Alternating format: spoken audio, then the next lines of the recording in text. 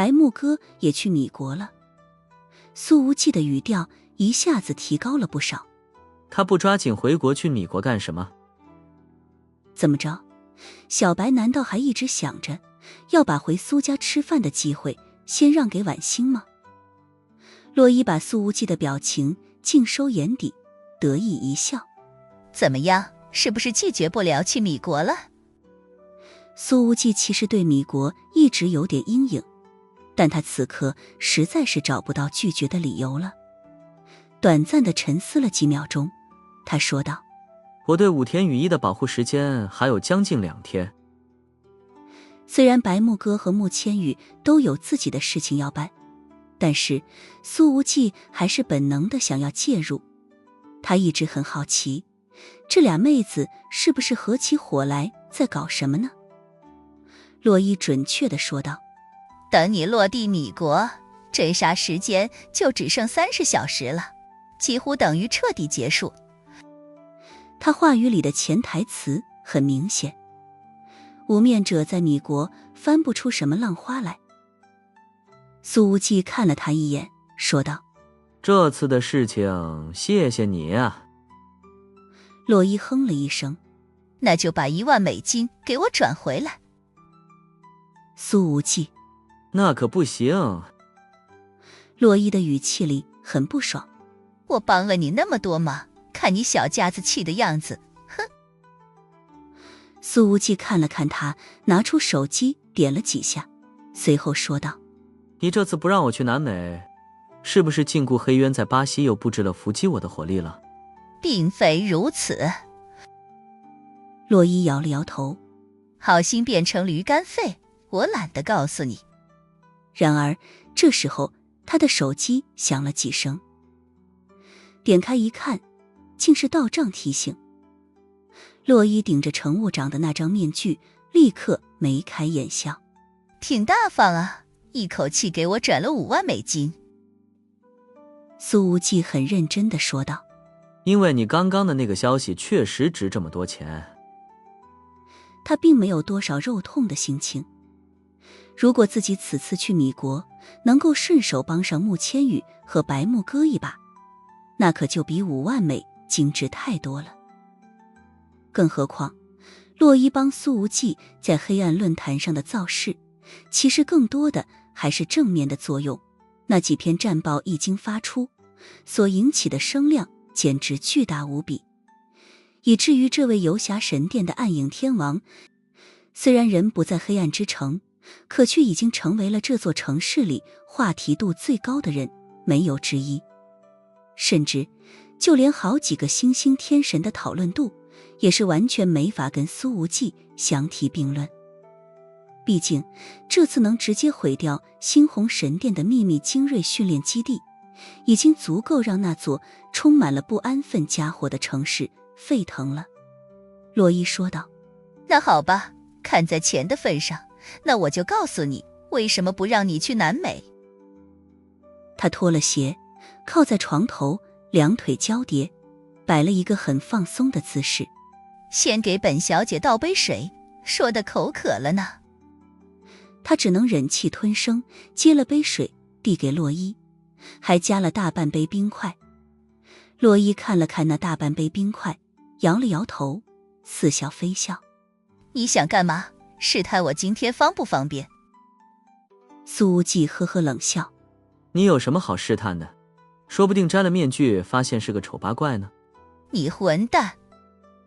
洛伊盯着那杯冰水犹豫了一下，终于还是端起来一饮而尽，随后说道：因为据说黄金神殿的神卫们已经赶到了巴西，要对付你的好兄弟洛克斯。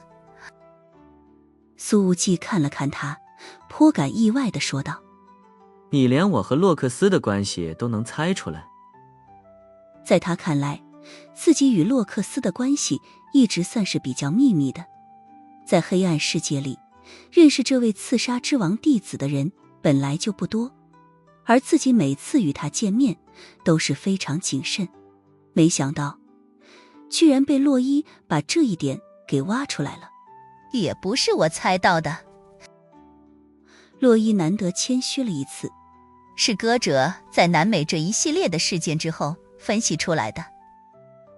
苏无忌点点头，这混蛋确实还是有点脑子的，不愧是传奇的调查官。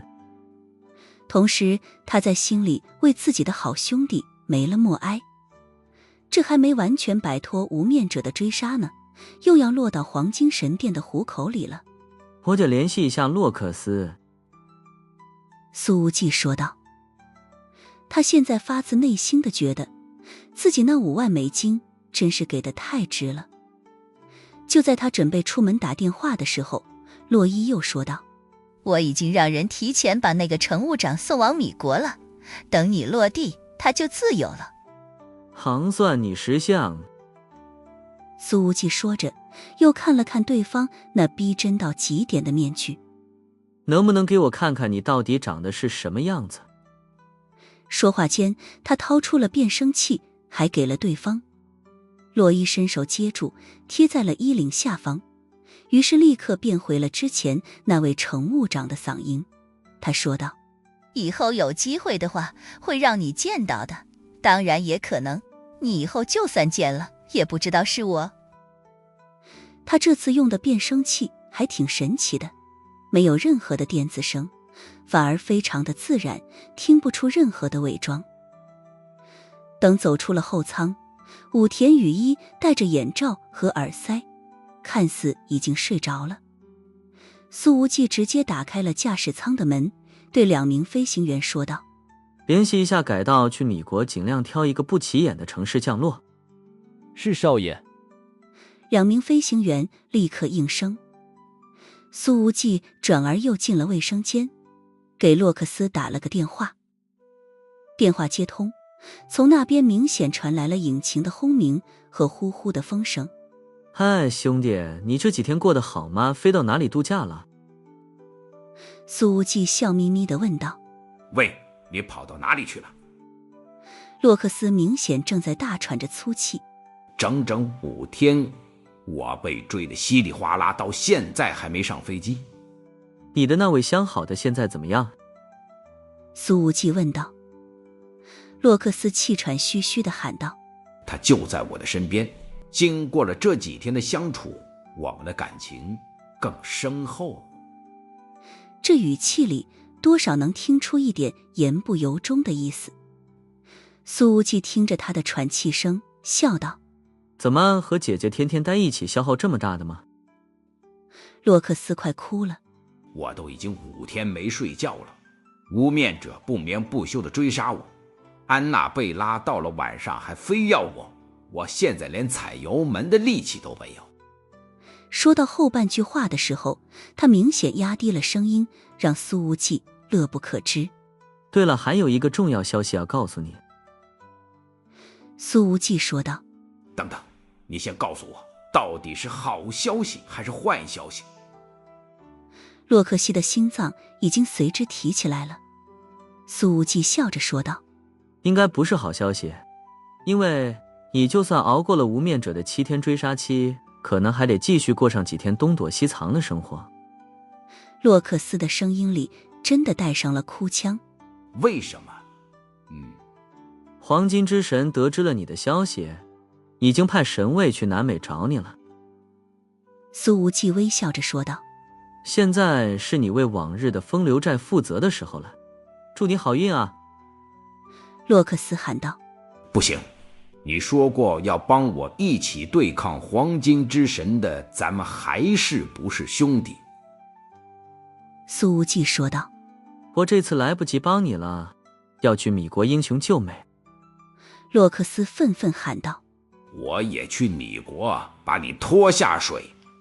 那你来呀。苏无忌笑眯眯地说道。有缘米国再见。通风报信完成，他便直接挂断了电话。这倒真不是苏无忌不够兄弟，他是完全不担心洛克斯的能力。作为得到了刺杀之王真传的弟子，黄金神卫们说不定得在他的手里吃大亏。等苏无忌打开卫生间的门走出来，本来睡着的武田雨衣居然又睁开了眼睛。苏无忌看了看他，怎么这么快就醒了？睡不安稳。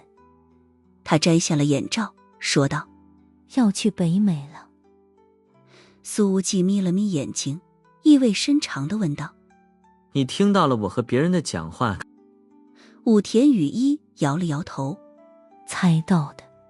你脑子挺好用啊。苏无忌这语气也听不出来是不是夸奖。等落地你国熬过追杀期限，我就让人送你回委内瑞拉。武田雨衣说道：不用你送，我有办法回去的。7天看似漫长，可眼看着就要结束了，这让他的心中又多了些莫名其妙的复杂感觉。苏无忌一口道破：是通过淡水河谷的物流渠道回去吗？武田雨衣愣了愣，深深看了苏无忌一眼，轻声说道：厉害。巴西。洛克斯挂断了电话，看着坐在副驾上的女人，深吸了一口气，抹了一把头上的汗水。无面者的一台车子还在背后狂追不舍，洛克斯背着安娜贝拉跑得气喘吁吁，肺都快要炸了的时候，才偷了一台车，疯狂逃命。安娜贝拉的心倒是够大的，接连几天逃命，她已是疲惫至极，上车之后便陷入了沉睡，几次剧烈的漂移都没把她给弄醒。已经有10几个无面者死在了洛克斯的手上了，近乎一个刑罚队被他团灭掉了。这战绩已经算得上相当辉煌了。不过那位刑罚队长此刻就在后面的那台车上，这家伙非常暴力，如果正面相抗，洛克斯不一定是他的对手，只能先拉开距离，伺机反杀。然而就在刚刚急转弯之后，他忽然急踩刹车。熟睡之中的安娜贝拉终于被惯性给晃醒了，因为此时在前方站着一个浑身笼罩在黑色衣袍下的男人。安娜贝拉难以相信自己的眼睛，情不自禁地喊道：哥哥。洛克斯听了这声音，立刻魂飞天外。他的反应极快，这时候还能想着掩饰自己的动机，毫不犹豫地喊了一声：是无面者。趁着此时车子还没停下，洛克斯直接将油门踩到了底，狠狠撞了过去。洛克斯并不知道大境故长的模样是什么样子的，他在听到安娜贝拉喊出了一声哥哥之后，立刻踩下油门，果断撞人。毕竟对方不死，自己就得死。然而安娜贝拉反应极快，直接伸手一推方向盘，车头便猛然一歪，冲下了公路，接连撞断了2棵树，引擎盖严重变形，气囊全爆。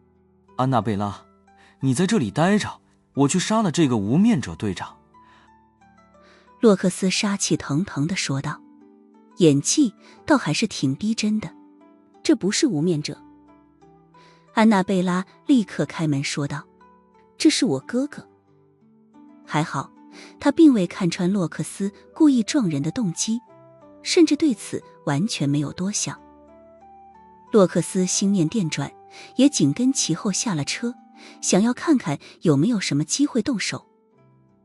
不过让洛克斯有些意外的是，那站在道路中央的男人看起来明显有些虚弱，身上也没有太多强大的气息。虽然对方还能给自己带来些许无形的压迫感，但是似乎并没有那种绝顶强者的威压。安娜贝拉立刻扶住了大靖、顾长。哥哥，你这是怎么了？后者的脸庞隐藏在帽檐的阴影里，声音淡淡，受了点伤而已。随后他扭头看向了洛克斯，2道凌厉的目光从阴影之下射了出来。这个表情让洛克斯的身体都为之狠狠一震。你刚才似乎想要撞死我。大靖顾长淡淡说道。那沙哑的声音让洛克斯有种如坠冰窖的感觉。受了伤的老虎也是老虎啊。他在心中嘀咕着，脸上立刻挤出笑容来。原来是安娜贝拉的哥哥，我刚刚还以为是遇到了无面者的刑罚队长，好险，好险。严格说起来，这大禁锢长也能算得上洛克斯的大舅哥了。你最好真的这样想。大禁锢长也不知道有没有看穿洛克斯的真实想法，他摇了摇头说道：安娜贝拉，让这小子滚。安娜贝拉却扶住了哥哥的胳膊，摇了摇头：哥哥，如果不是洛克斯，我已经死在无面者的手里了。大禁锢长说道：我告诉你的坐标，你为什么没去？安娜贝拉的语气里满是无奈。机场被一支无面者刑罚队包围了，我们没走成。大禁锢长呵呵一笑：是你们牵制住了无面者，吸引了刑罚队的全部火力，反而让凶宇从容容地逃往了欧洲。什么？安娜贝拉甚至完全不知道有这么一回事儿，她意外地说道：我们被人当成棋子摆布了。大禁锢长扭头看了一眼洛克斯，没有多说什么。后者的手心里已经充满了汗水，但是脸上却同样写满了意外。这怎么可能呢？是谁在利用我们？马德猜也猜到是影子干的了。现在已经有2名无面者队长死在欧洲。大禁锢长说道。安娜贝拉说道：还有一个队长在追击我们呢。他的话音刚刚落下，从拐角后面便冲出了一辆破损多处的牧马人。洛克斯立刻往前跨了一步，挡在了兄妹2人的跟前，豪气干云地喊道：我来挡住他，你们先走。然而大禁锢长却抓住了他的肩膀，将其随手甩到了好几米开外。这一刻，洛克斯只觉得自己幸亏没自不量力地偷袭这个老东西。光是从肩膀上传来的那一下拉扯之力，其中的霸道与雄浑完全不像是伤员所能表现出来的。洛克斯非常确定自己绝对扛不住对方的全力攻击。大禁锢长一把扯飞了洛克斯之后，便直接站在了道路中央。哥哥，安娜贝拉担忧地喊道。然而这时候，那一辆牧马人开始了紧急刹停。这玩意儿的100公里刹车距离有将近40米，轮胎在路面上摩擦出了长长的痕迹之后，终于在大禁锢长的身前20厘米处停了下来。而大禁锢长负手而立，站在原地，没有丝毫躲避的意思，好像完全不担心会发生撞击。驾驶座的车门打开，一个身穿无面者战斗服的男人走了下来。他的脸上戴着面具，看不出具体是什么长相。大禁锢长率先开口说道：里奥纳德，自从你成为了无面者队长之后，我们还没有见过。大禁锢长。里奥纳德的语气之中听不出丝毫情感，说道：无面者在执行任务，请你让开。里奥纳德，你是从禁锢亭走出去的人。大禁锢长说道：我以前就很看好你，一直把你作为禁锢使者培养。里奥纳德说道：可是我早已是缄默亭的人了，当初我的双腿受了重伤，你便将我交给了淬炼亭。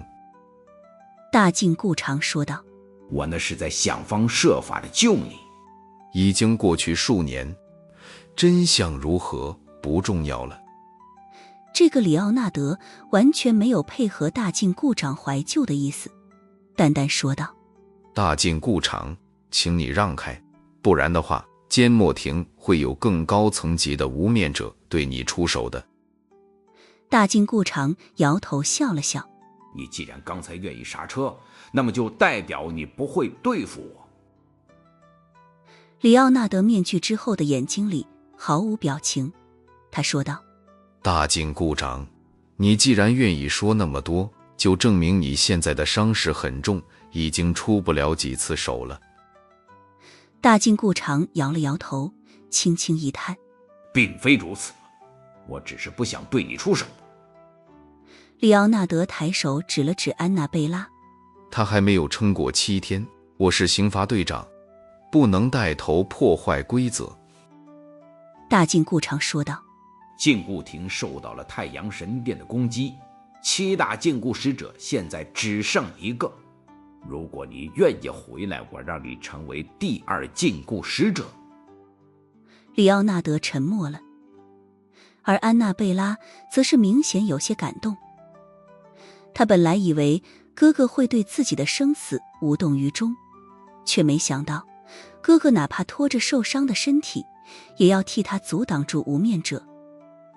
而一旁的洛克斯则是明显非常不解，因为在此之前，安娜贝拉曾经告诉过他，哥哥不愿意破坏黑渊内部的规则，哪怕给个坐标都偷偷摸摸的，以免遭受到缄默亭的刑罚。可今天又是怎么了？这确实太不对劲了。难道说是因为禁锢亭受了重创，大禁锢长想要重组势力？如果只是这个理由的话，并不能解释得通。洛克斯盯着大禁锢长的背影，此刻分外想念自己那个不靠谱的兄弟。如果影子在这里的话，自己就不需要费那么多脑子了。现在肯定联合起来对这个大禁锢长出手了。我当初真的是把你当成禁锢使者在培养。大禁锢长望着里奥纳德说道：而现在你在无面者队伍里历练多年，已经有了这个资格了。里奥纳德似乎有些异动，毕竟他还保有自己独立的思想，和手底下的那些行尸走肉完全不一样。但思考了2分钟之后，他还是说道：不管如何，我都要等过了这7天再说。没有人知道你我破坏了规则。大禁锢长说道：无面者的身上并没有装监控设备，缄默亭不会知道你我今天的会面。你说错了，因为我知道。一道带着微微戏谑的声音从树林深处传了出来。大禁锢长的面色瞬间难看到了极点，显然他已经听出了这声音到底是谁。一个身穿黑色冲锋衣、头戴棒球帽的男人正从树林里缓步走出来，他的左手里拿着一根鱼竿，右手里拎着一个水桶，2条生机旺盛的小鲶鱼正在水桶里游着。盯着这个男人，大禁锢长咬着牙说道：希尔瓦，你为什么会在这里？听到这个名字，安娜贝拉面露惊疑之色，脱口而出：大裁决长。洛克斯的手一哆嗦，连音调都变了。你说他是谁？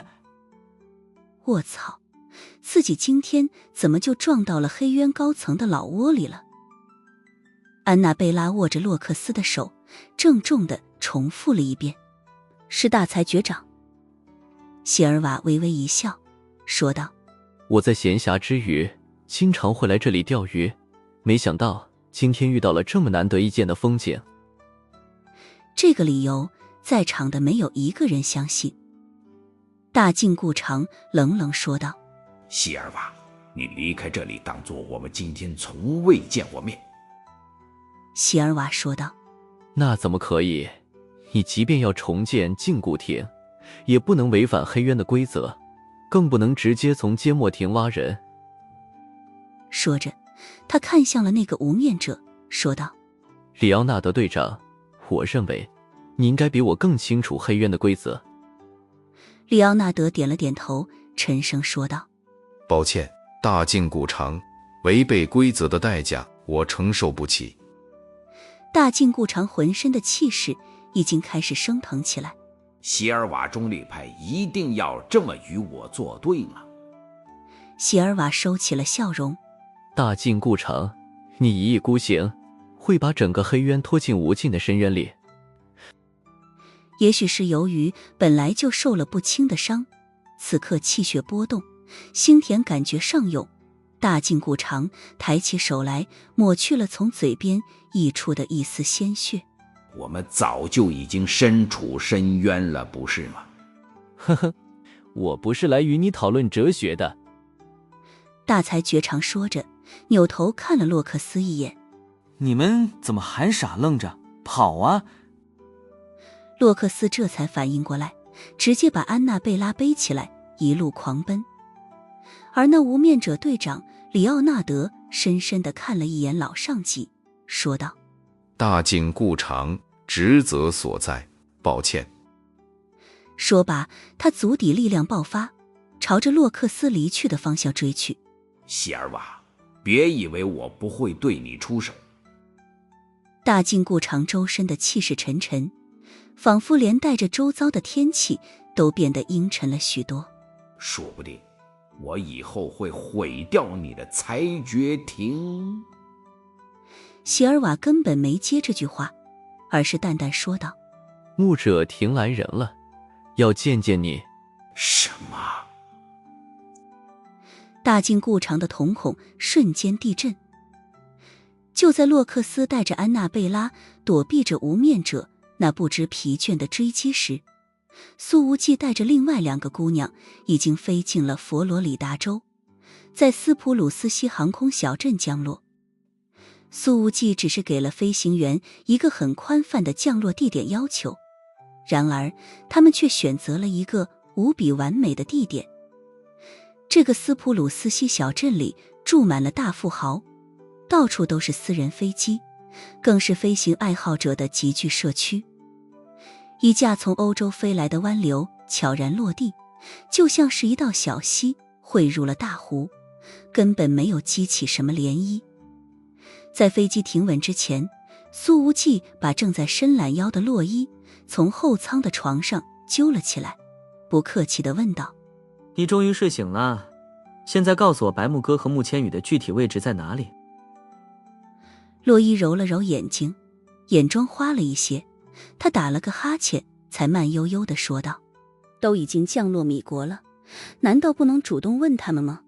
非要当面给惊喜才行。他们既然选择了背着我行动，那么肯定是不想让我参与进来。苏无忌没好气地说道：之前看你睡得太香，一路上没忍心叫醒你，别不领情。他其实已经联系了穆千羽和白木哥，但是2人的电话都没打通，短信也都没有回复。越是这样，苏无忌越是担心这2个姑娘的人身安全。洛伊忽然想起了什么，连忙摸了摸脸上的面具，发现还是完好的，于是松了一口气。这是哪儿？苏无忌说道：佛罗里达斯普鲁斯西小镇。洛伊愣了愣，佛罗里达怎么跑到这个破地方来了？苏无忌捕捉到了对方的眼神变化，微笑着说道：起码从你的表情来看，我应该是来对地方的。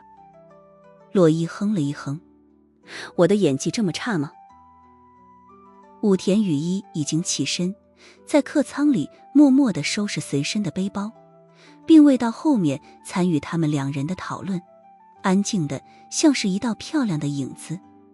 洛伊说道：我先去办点事情，等你带着那个我不太喜欢的东洋小姐平安地熬过剩下的30小时，我再告诉你答案。苏无忌说道：这儿是佛罗里达无面者，就算是得到消息赶过来，这30个小时也所剩无几了。洛伊抬起手来，轻轻拍了拍苏无忌的胸口，语气之中带着戏谑，说道：别掉以轻心哦，这里可不是欧洲，而是北美，说不定缄默亭在这里拥有不次于雷蒙情报局的情报能力呢。苏无忌一把抓住了他的手腕，将他拉至自己的跟前，锐利的目光盯着对方的眼睛，说道：我们现在也能算得上朋友了，我希望彼此起码可以多一点真诚。朋友？在10个小时之前，你还要把我这个所谓的朋友丢下飞机呢。苏无忌咳嗽了几声，过去的事情不要再提，快点回答我的问题。洛伊没有去把手抽出来，而是凑近苏无忌的脖颈，轻轻地吸了一口气，语气暧昧地说道：还挺有男人味的嘛。苏无忌松开了手，往后退了一步，一脸的嫌弃。你别岔开话题。好吧，说实话，我也不知道。洛伊摊了摊手，瑞特森和他手底下的调查官们已经去查了，可是目前还没有消息传来。苏无忌瞬间变了语气，直截了当地说道：打5万美金还这种话。洛伊连忙说道：我保证30个小时之后一定告诉你答案。苏无忌呵呵一笑：歌者这个王八蛋的。洛伊说道：我哪知道，他可比我神秘多了。苏无忌：我知道歌者的真实身份，可怜你长得什么样子都没见过。洛伊很不服气，提高了嗓门：你根本不了解歌者，他的易容技术比我高多了。说着，他语气忽然一变，挎着苏无忌的胳膊：走吗？送你下飞机。那年轻空姐立刻目瞪口呆，她眼睁睁地看着平日里成熟稳重的乘务长，几乎是贴身挽着少爷的胳膊，在迈步之间把身子扭出了让她不可理解的曲线。两女一男一路走远，然而等快要出机场的时候，武田雨一转过脸，洛伊已然不见了踪影。他什么时候走的？武田雨一问道。20秒之前。苏无忌说道。在机上人员的视线给拐角建筑挡住的时候。厉害。武田雨一点点头，没有多说什么。而就在这个时候，迎面正好开来了一辆黑色商务车，坐在正副驾驶上的是2个穿着黑色运动装的女人。在看到了苏无忌之后，目光冷峻的女司机便是一个急刹。后门打开，双眼红肿的乘务长出现在苏无忌的视野里。少爷。乘务长见状直接泪崩，脸上写满了委屈和害怕。武田雨一看着他，又扭头看了看洛伊消失的方向，轻轻地吸了一口气。那面具做的实在是太逼真了，2张脸实在是太像了。没事了。苏无忌轻轻拍着他的肩膀。他们没有为难你吧？乘务长摇着头。没有为难我，吃住的条件都很好，甚至每天还给我叫人上门来按摩，只是限制了我的出行。他现在也不理解，这帮人费力不讨好的劫持自己，还大费周章的从南美送到北美，究竟是在图什么？你们怎么知道要来佛罗里达？苏无忌问向商务车前排的2个女人。他们立刻收起了冷峻的目光，对苏无忌抱歉地笑了笑，然后连忙掉头离开。商务车离去的速度很快，就像怕被狗追着咬一样。苏无忌没好气地看着车子消失在视野的尽头，随后对乘务长说道：飞机上的几个同事们还没发现你不见了呢，一会儿回去什么都不要说。是，少爷。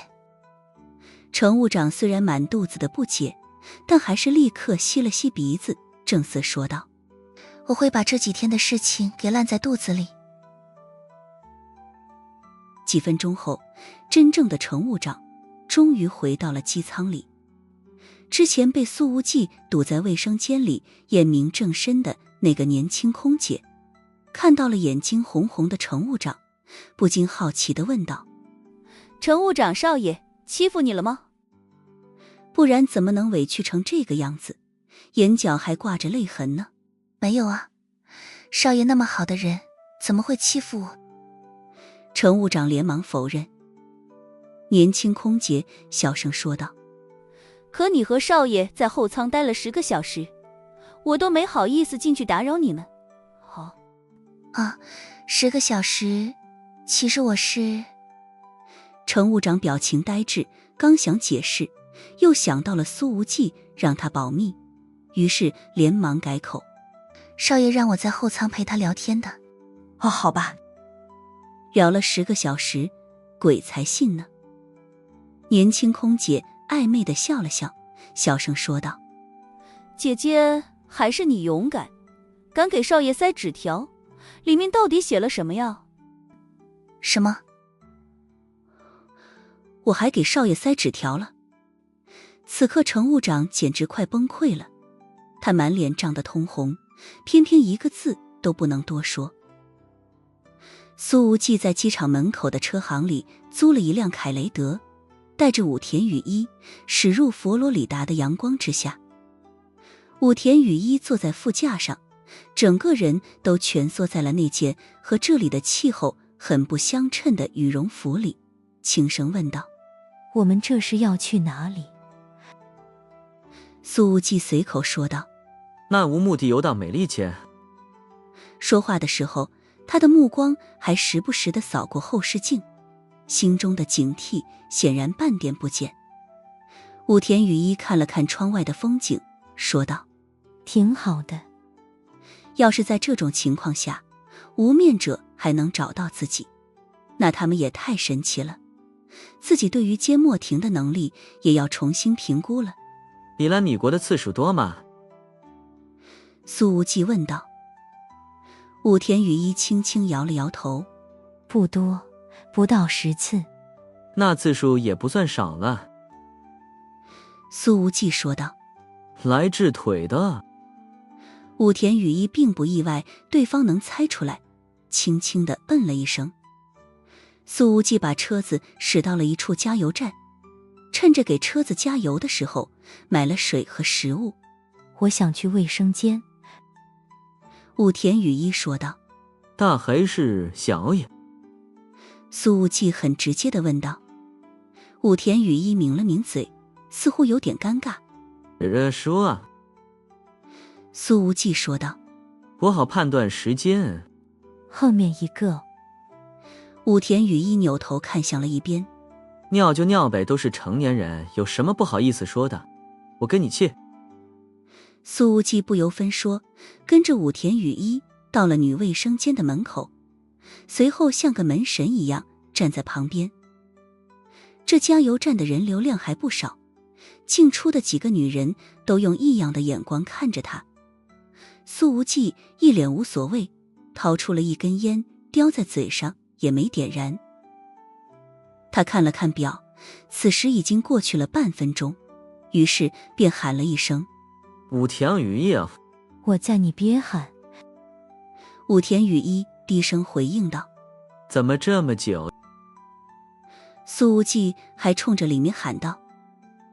对这个问题，武田雨衣不知道怎么说，他总不能大声回应说我憋太久了吧。然而就在这个时候，一个黑种女人进入了卫生间。她戴着墨镜，穿着紧身 T 恤和运动短裤，满头脏辫，嘴巴里抽着烟。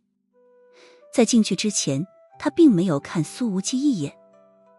苏无忌总觉得对方的身上有一股怪怪的味道，本能地吸了吸鼻子，随后用英语喊道：等等，你站住！那脏辫女人像是完全没听到，径直走到了武田雨衣隔壁的那个格子间里，推门进去了。苏无忌紧跟着冲进去了，趁着对方还没来得及锁门的时候，一脚踹在了那格子间的门上。砰！木门狠狠撞在了脏辫女人的头上，后者当即发出了一声惨叫，而与此同时，武田雨衣发出了一声尖叫，因为一条黑色小蛇已经从隔板下方钻了过来。苏无忌的眼神瞬间冰冷，在老子的眼皮子底下还想把人杀了，这特么的就有点离谱了。毕竟自己降落在佛罗里达的消息连游侠神殿都没告诉，能得知这个消息的除了洛伊就只有米国当地的航空管理部门了。苏无忌的脚隔着门板踹在那个脏辫女人的脑袋上，让她瞬间变得满脸鲜血，此刻眼前一黑，当场栽倒，而那个门板也因此四分五裂。苏无忌听到了武田雨衣尖叫，眼光随之一沉，还没等他拉开旁边格子间的门，后者便已经跳出来了，裤子都没顾上提。一道黑线已经紧跟着追了出来，忽然离地而起，往武田雨衣身上最白最不见光的地方射去，速度还挺快。苏无忌眼疾手快，一把抓住了那一道黑线。这黑线入手滑腻至极，还不停地剧烈扭动，苏无忌差点脱手，随后便是大臂一挥，狠狠一扔。他这一扔用了极大的力气，那条蛇被重重砸在墙上，当场爆出了一大捧血雾。这蛇有毒啊！苏无忌扭头看向了武田雨衣，你没被咬吧？后者刚刚把衣服整理好，苏无忌恰巧惊鸿一瞥，这皮肤可真是够白的，差点被咬到。武田雨衣心有余悸，额头上全是冷汗，就连贴身衣物都瞬间被汗水浸湿了，小臂的皮肤上全部都是鸡皮疙瘩。他在面对刀光剑影之时都能冷静分析局面，可一见到蛇立刻吓得魂不附体，确实也是天性使然了。卫生间里的女人们已经尖叫着纷纷跑出去了，苏无忌居然还悠哉悠哉地把手仔细洗干净之后，才将那个脏辫女人从格子间里拽了出来，揪着她的头发一路拖行，最后将之塞进了后备箱里。武田雨衣蜷缩在副驾上，脸色还是煞白，那扭动着身体的爬行动物让他的心里直到现在还有种发毛的感觉。苏无忌发动了车子，说道：我很确定刚才后面没有车辆追踪，这个脏辫女人应该是在加油站特地等待的。武田雨衣轻轻应了一声，以他现在的头脑状态，还没法对刚刚发生的事情进行冷静分析。这女人从我身边经过的时候，我就闻到她的身上有一股淡淡的腥味。苏无忌闻了闻自己的手，想必就是蛇的味道了。他的手看似是洗干净了，但还是有着若有若无的味道残留。武田雨衣深呼吸了几口气，才难以置信地说道：怎么会用蛇？苏无忌说道：这蛇绝对经过训练，攻击速度太快了。但凡他抓蛇的动作稍稍慢上半秒钟，武田雨衣现在都得脱了裤子趴在后座上，说不定还得指望苏无忌凑上去把蛇毒吸出来。想到这儿，苏无忌忽然记起了一个很关键的问题，立刻问道：对了，你刚刚擦了没？武田雨衣的苍白俏脸瞬间变得绯红。那么危险，谁来得及做那种事情？你非要问得那么直接吗？看到了他的脸色，苏无忌嘲讽地说道：真不讲卫生，呵呵。虽然这家伙刚刚救了自己一命，可是自己怎么就那么想直接把他给掐死呢？苏无忌开了半个小时，到了一片流浪汉的聚集地，他说道：驾车。武田雨衣看了看周围乱七八糟的环境，说道：怎么来这儿了？佛罗里达的特色，不来看看多可惜。苏无忌毫不客气地说道：还有我做事需要你来指手画脚吗？我不会干涉你的任何事情。武田雨衣抿了抿嘴，说道：“我想去一趟便利店。”要买什么？他紧紧并拢双腿。买包湿巾。嗨，不用事后再擦，我们男人都这样。苏无忌说道。嗨，你怎么还惦记着这事儿？武田雨衣抿了抿嘴。废话，能不惦记着吗？都快被你嘲讽死了。他很想解释说自己平时很讲卫生，但想想还是觉得没必要再开这个口。苏无忌跳下了车，从后备箱里把那个脏辫女人给拖了出来。后者满脸鲜血，人事不省。武田雨衣也下了车，跟在他的身边，时不时地咳嗽2声。可紧接着，他的眼光便是微微一凛，因为已经有10几个流浪汉从帐篷里走出，朝着这台凯雷德围过来了。每个人的脸上都有些不怀好意。这种扎眼的车子出现在流浪汉和瘾君子的聚集区，实在是有些违和。武田雨衣并不知道苏无忌为什么要把临时落脚点选择在这么脏乱差的地方，不过他也完全没吭声，想要看看对方怎么做。但是那些流浪汉的目光大部分都落在他的身上，盯着那裹在羽绒服之下的身材，肆无忌惮地打量着，让武田雨衣实在是有些不太舒服。在气候温暖的佛罗里达，穿着这身羽绒服实在是有些格格不入了。但没办法，武田雨衣的身子骨还是太弱了，需要保暖。至于那个满脸是血的脏辫女人，则是完全没有人关注，似乎在这里打架流血是再正常不过的事情了。嘿，母棚下呢？苏无忌说道。告诉他老朋友来了。听了这句话，那些流浪汉立刻停住了脚步，脸上不怀好意的表情也全都收了起来。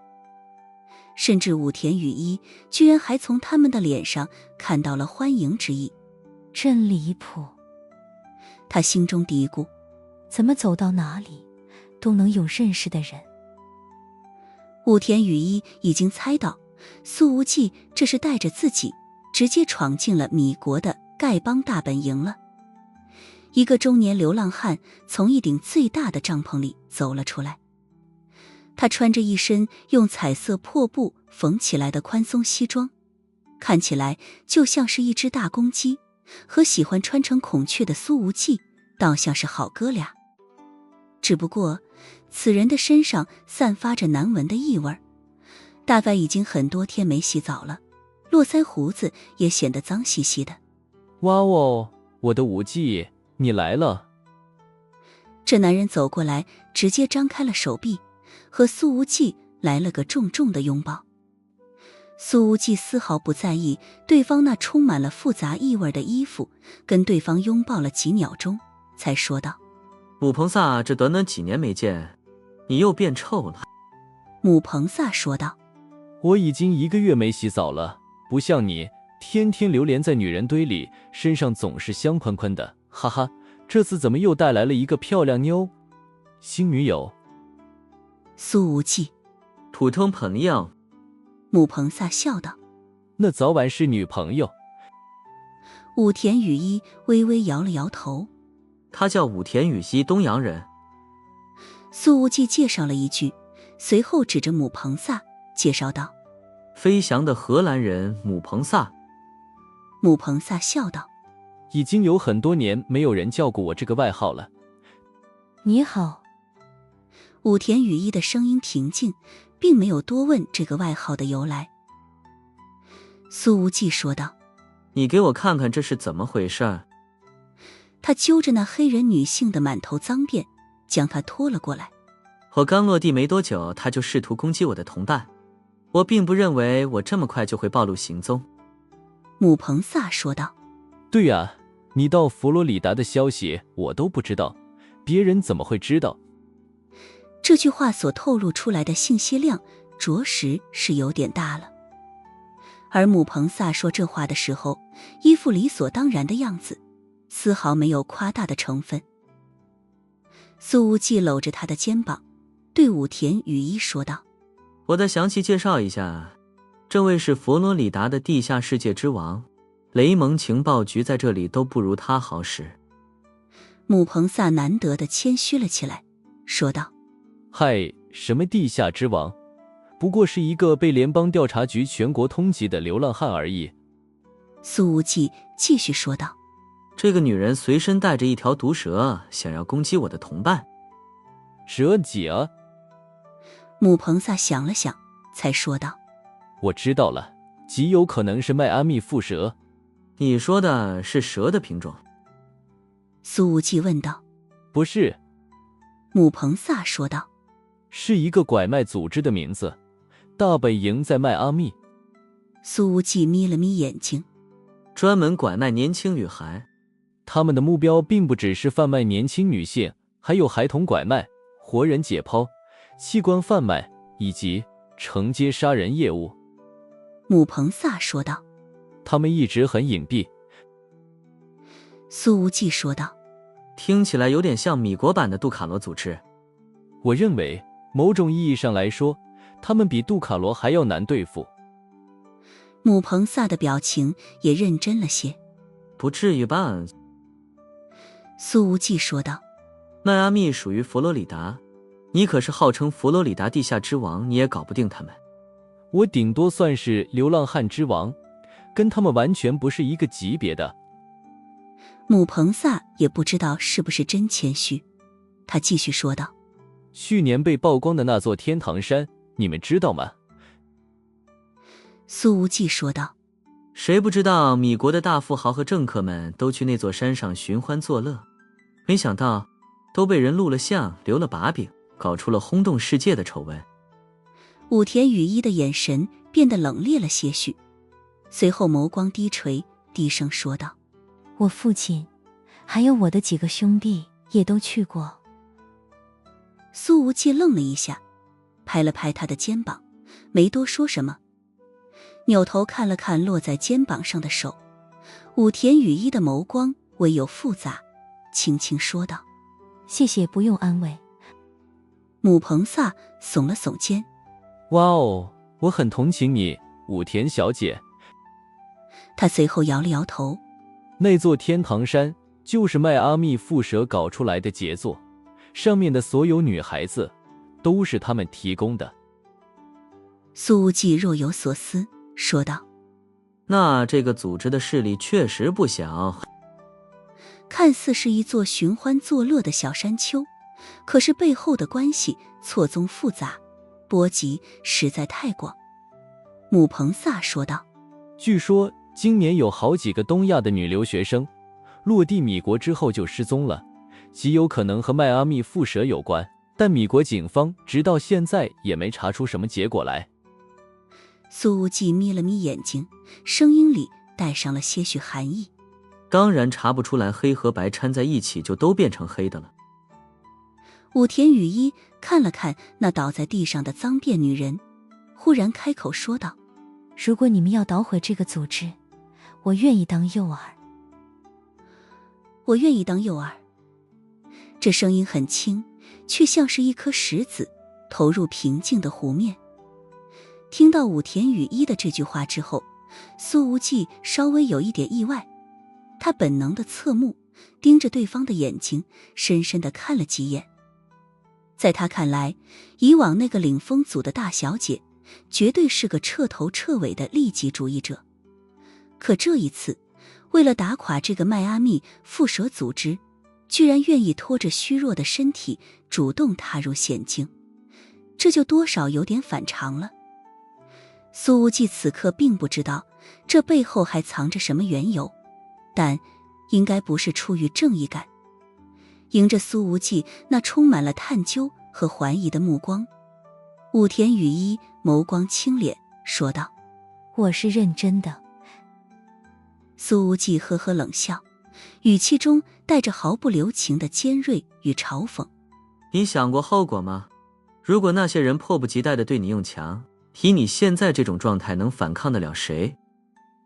武田雨衣轻轻抿了抿嘴，垂下长睫毛，稍稍避开了苏无忌的直视，低声说道：只要你对我营救及时，问题应该不大。我才懒得救你。苏无忌的语气之中透着不耐烦，说道：躲过无面者的7天追杀，咱俩一拍两散，从此大路朝天，各走一边。我长得漂亮，应该能卖个好价钱。武田雨衣似乎已经开始认真考虑此事的可行性了。在拍卖出高价之前，他们应该不会动我，而且……停顿了一下，他补充着说道：我的身材不错。苏无忌上下打量了他一遍，毫不客气地评价道：非常一般。嘿，你们小两口别急着斗嘴了，现在还远没到需要武田小姐牺牲色相的时候。一旁的母彭萨笑眯眯地打断了他们，接着说道：如果我没猜错的话，这个女人身上携带着的小蛇是经过了基因培养的，如果被咬了会陷入昏迷，但并不会致命。武田雨衣想到了自己那差点被咬到的部位，不禁摇了摇头，表情唯有复杂。苏无忌说道：是误打误撞就好，我本来以为落地之后就被无面者盯上了，吸睛一场。他当然不怕无面者打上门来，但是如果缄默亭拥有这么夸张的情报能力，那就太可怕了。这女人应该就是长期在附近蹲守，专挑落单的漂亮女孩下手。母彭萨边说边走，已经像是拖死狗一样，把这脏辫女人拖到了街角，直接骑在她的肚子上，对着脸噼里啪啦就是几巴掌。剧烈的疼痛让脏辫女人瞬间清醒，她刚想开口咒骂，头发就被母彭萨狠狠揪住，脑袋控制不住的后仰。你的上线是谁？老巢在哪里？附近还有几个同伙？母彭萨的声音带着有如实质的压迫感。这3个问题少回答一个，我就送你去喂真正的蟒蛇。那女人倒也是个不怕死的性子，即便她的双手双脚都被扎带捆着了，却仍旧毫不示弱，盯着母彭萨，眼睛里透着凶狠之意。敢把我打成这样，你们一定会被抓住关起来，我要把你们的肉一块块割下来去喂蛇。还有你。他的目光又斜着瞥向了武田雨衣，露出了狰狞的冷笑。凡是被我盯上的猎物，没有一个能逃脱的。飞翔的荷兰人先生，请借我一把刀，可以吗？武田雨衣忽然开口，语气礼貌的就像是借一支笔。嘿，当然可以。母彭萨咧嘴一笑，从这脏辫女人的身上站起来，利落的从后腰拔出了一把匕首，丢给了武田雨衣。后者接过刀，蹲在了脏辫女人的面前，看了看她那充满了狰狞和嚣张之意的黑脸，摇了摇头。随后毫无征兆的，武田雨衣的手忽然落下，他手里的那把刀直接扎进了脏辫女人的大腿。混蛋，我要扒了你的衣服，把你丢给那些最肮脏的黑人流浪汉。这脏辫女人疼得浑身颤抖，咒骂道。也不知道她在骂这句话的时候，还记不记得自己是什么样的肤色。武田雨衣的俏脸上没有任何的表情，他拔出匕首，精准地找到了对方膝盖骨的缝隙，又是毫无花哨的直接扎进去了。啊！这无法承受的剧痛让脏辫女人浑身都在颤抖着，惨叫声简直撕心裂肺。母彭萨饶有兴致地看着此景，笑眯眯地丢给了苏无忌一支烟，意味深长地说道：亲爱的无忌，你的这个小女朋友真是不简单啊。苏无忌没好气地说道：都说了多少次了，她不是我女朋友。母彭萨眨了眨眼，低声笑道：你俩以后在床上做游戏的时候会很带劲，肯定能开发出许多变态的花样来。苏无忌叼着烟，并未点燃，呵呵一笑，说道：“你可别扯淡了，谁要和他在床上做游戏？”武田雨衣仿佛没听见这些话，他仍旧面无表情，双手紧紧握住刀柄，手腕用力一拧，那插在膝盖骨缝隙里的刀刃和骨头摩擦，发出了让人牙酸的嘎吱声响，膝盖似乎要被刀锋生生撬开。脏辫女人顿时发出了一道毫无人腔的惨叫。武田雨衣淡淡说道：“叫什么名字？叫什么名字？”脏辫女人深吸了一口气，几乎是从牙缝里把声音挤出来：“我叫麦吉斯，快把刀子拔出来！你这个该死的婊子！”武田雨衣却又用力转动了一下刀子，说道：“你们的集合地点在哪里？”脏辫女人疼得浑身衣服都被汗水湿透了，说道：“该死，就在斯普鲁斯西小镇。”武田雨衣说道：“你被我们抓住，有没有别的同伴看见？”脏辫女人麦吉斯喊道：“加油站就只有我一个人。”在武田雨衣审问的时候，苏无忌干脆和母彭萨走出来了，完全没有任何旁听的意思。等了10分钟之后，武田雨衣拎着滴血的匕首走了过来，对苏无忌说道：“可以了，我问完了，就是个最普通的一线拐卖者，知道的东西并不多。”苏无忌呵呵一笑，问道：“捅了他几刀？”“没几刀。”武田雨衣语气平静，看起来并不像是在撒谎。“我其实并不太懂得用刑，但是够狠。”母彭萨从旁说道：“武田小姐，你绝对是个人物。”苏无忌却直接泼了盆冷水，说道：“其实没必要审这些，都多余了。”多余。听到苏无忌否定自己，武田雨衣抿了抿嘴，有点不太服气地反问道：“为什么？”苏无忌抬手指了指前面的道路尽头：“那女人的手机里有定位，她要是长时间失联，上线肯定就会闻着味儿找过来的。”果然，仿佛是为了印证苏无忌的话，武田雨衣顺着他所指的方向看去，2台福特皮卡已经开过来了。这2辆车的速度很快，引擎咆哮着，带着无比蛮横的气势，径直冲进了帐篷区，嚣张地撞翻了好几顶帐篷之后，才堪堪停了下来。有2个流浪汉没来得及起身，直接被连帐篷带人的给碾压过去，发出了痛苦的哀嚎。见到此景，母彭萨的眼睛里已经流露出了危险的光芒，他扭头对着手下低吼：“把那个该死的黑女人给我拖出来！”看着那2台皮卡车，武田雨衣拍了自己的脑门一下，他明显有点气恼，还有点不甘心。这么简单的问题，怎么自己就没想到？在苏无忌面前，似乎自己的思路都被完全限制住了，总是不自觉地慢他一拍。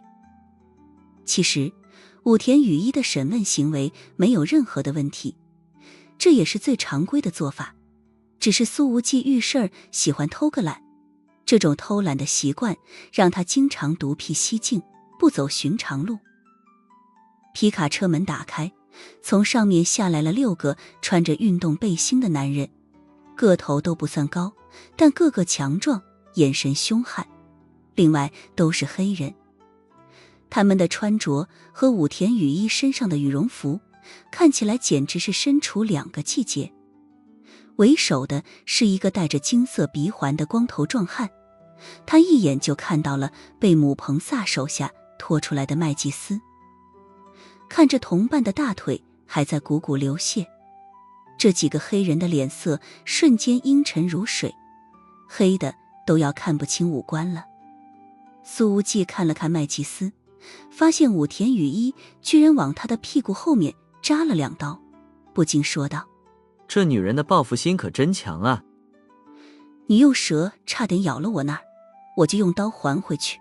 放开他，然后跪下，我可以考虑只打断你们的腿。光头壮汉的声音如同砂纸摩擦，带着浓郁的威胁之意。他身后的5人默契地散开，形成半包围之势，手都按在了后腰鼓囊囊的位置上。姆彭萨呵呵一笑，小拇指弯曲放在嘴唇之间，吹了个口哨。周围的流浪汉们都从帐篷里走出来，缓缓地围过来了。随着姆彭萨的那一道口哨声，他们的空洞眼神已经消失不见，取而代之的则是警惕和狠意。光头壮汉见状，丝毫不慌，冷冷一笑：一群流浪汉而已，也敢招惹我们？你们是嫌自己活得太长了吗？说着，他摊开了自己的右手，在他的手上赫然是一条黑色小蛇，而其他5人也狰狞一笑，皆是从鼓鼓囊囊的腰间掏出了一条蛇来。那扭动的身躯和吐出的信子，确实让人头皮发麻。去，宝贝，去吃个饱再回来。光头壮汉喊道。然而他的小蛇还没来得及弹射出去，一道紫色光芒便陡然从他的眼前闪过。光头壮汉忍不住的痛吼，因为那一条蛇连带着他的右手全部变成了2截。